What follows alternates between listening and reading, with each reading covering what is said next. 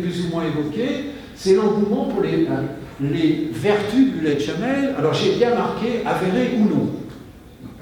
Parce qu'il y a beaucoup de croyances, il y a des observations empiriques, mais il y a des fondements scientifiques qui souvent manquent. Et récemment, il y a eu une publication d'un article par une équipe canadienne et saoudienne qui a fait une méta-analyse de toutes les publications sur les propriétés médicinales du lait de Chamel, entre autres, qui a montré que pratiquement 90% des essais qui ont été proposés dans les publications sont très discutables sur l'interprétation des résultats. Donc je suis extrêmement prudent quand je parle moi personnellement des qualités diététiques ou médicinales du lait de Chamel, sauf s'il y a effectivement des fondements scientifiques sérieux.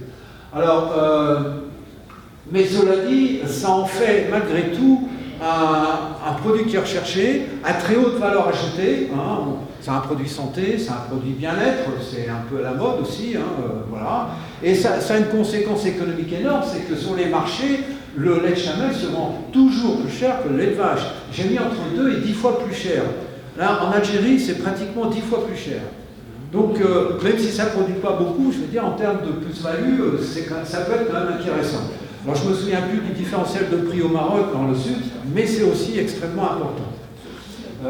Alors, un autre aspect aussi, c'est le commerce des produits naturels dans les pays occidentaux. Alors ça, j'en ai évoqué un petit peu parce que c'est assez nouveau et c'est intéressant. Là, j'ai fait un print screen, donc une impression écran d'un site internet qui concerne une initiative internationale qui s'appelle Desert Farm, qui vient des États-Unis et qui qui vous livre du lait de Chamel en poudre un peu partout dans tout le monde occidental. Vous voyez, alors ça c'est la page pour la France, vous avez livraison en France, donc vous pouvez vous acheter du lait en poudre de Chamel en France maintenant, vous avez par internet, vous pouvez avoir accès à ce site-là. Et vous voyez des produits à base de lait de Chamel, alors vous avez le raw camel milk là, donc les crus de Chamel, à 50 livres, les 500 millilitres. 10,50 livres le demi-litre. Ça vous fait 20 livres, ça va faire 25 € à peu près, si je m'abuse. 25 € le litre, d'accord.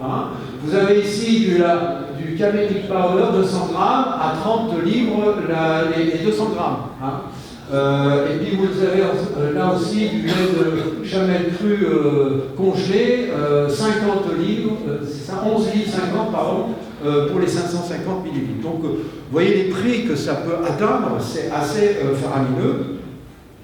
Et là vous avez la carte des fermes de Chamel laitières en Europe et aux États-Unis. Alors évidemment, il n'y en a pas énormément, c'est un réseau, voilà, il y en a quelques dizaines, c'est pas énorme, avec, là c'est les prix aux USA, vous voyez, $18, alors je ne sais pas combien ça représente, mais ça fait à peu près 1 millilitre, voilà, vous voyez des prix assez récents.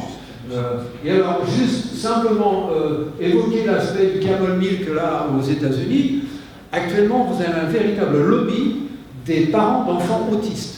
Parce que parmi les vertus médicinales ou diététiques auprès de Chamel, il y aurait des effets sur les enfants autistes.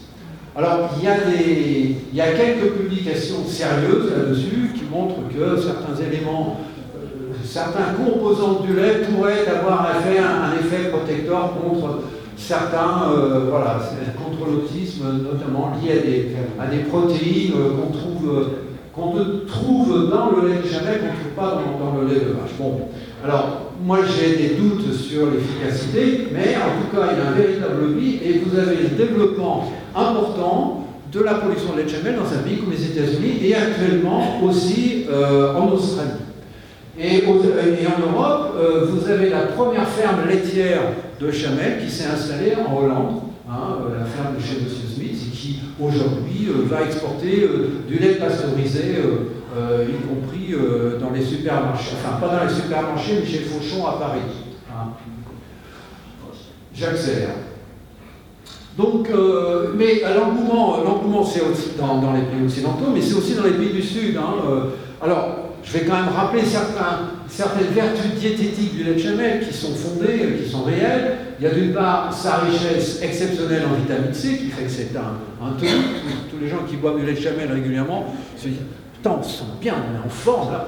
Voilà, c'est un peu comme si vous bouffiez un litre de jus d'orange par jour. Vous avez des acides gras qui sont très riches en polyinsaturés. Alors, les oméga 3, oméga 6, un peu plus que dans le lait de vache en tout cas, et en tout cas très pauvre en insaturés, ce qui fait que, d'ailleurs, on peut faire difficilement du beurre, mais en même temps, on a un lait qui est beaucoup plus digestif. Et puis, vous avez alors des propriétés antibactériennes qui sont liées à certaines protéines.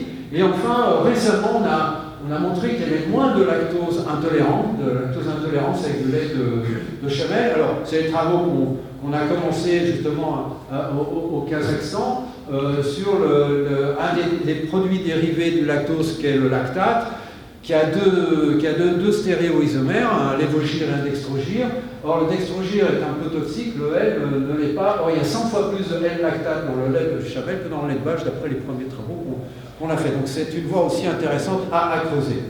Alors, les vertus médicinales, alors il y a des choses que l'on sait, sur lesquelles on peut pratiquement être d'accord, notamment sur la régulation de la glycémie.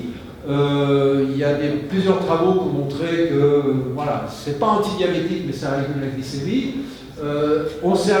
Ça m'a fait beaucoup rire, il y a plusieurs publications qui ont montré que le lait de chamel était excellent pour corriger les lésions hépatiques, notamment en cas de cirrhose du foie. Alors, je sais bien, dans les pays musulmans, normalement, en principe, on ne devrait pas consommer assez d'alcool.